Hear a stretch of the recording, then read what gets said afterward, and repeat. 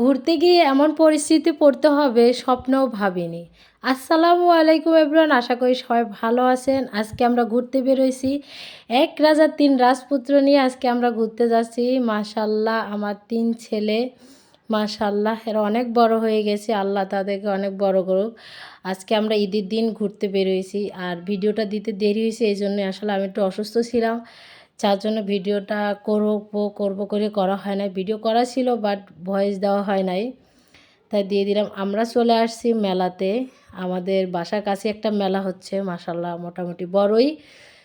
কিন্তু মেলার যাওয়ার পরে বুঝতে পারলাম যে মেলার পরিস্থিতি এতটাই খারাপ, আর এত লোক আসছে এখানে, কোনো রকম কোনো টিকিট নাই, কিচ্ছু নাই। আমরা জানি না যেটা মেলাটা আসলে কীভাবে, তাই প্রথমবার আসলাম।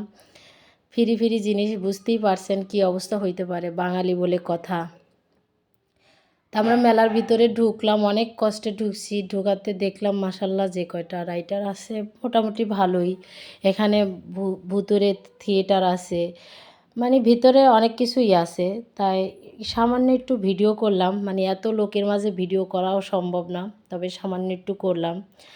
আর বাচ্চাদেরকে একটা রাইটারেও উঠাইতে পারি নাই, এরকম একটা অবস্থা। কারণ এখানে অনেক বড় বড় সিরিয়াল, মানে এতটা সিরিয়ালে দাঁড়িয়ে রাইটারে ওঠানো খুবই কঠিন, খুবই মুশকিল একটাই।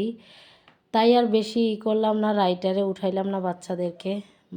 বাস একটু ঘুরে দেখে আসলাম। এই যে এখানে ওয়াটার, এখানে কিছুই আছে, বাচ্চারা করতেছে, মানে ছোটোখাটো একটা মেলা হিসাবে ভালোই আছে। আর এখানে যে এই বোতলের ভিতরে ঢুকি বাচ্চারা দুষ্টমি করতেছিল, তাই একটু ভিডিও নিলাম।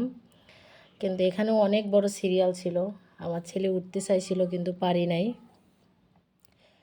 তো 1 মাস ব্যাপী মেলাটা ছিল, রমজানে যেহেতু ছিল তাই যাওয়া হয়নি।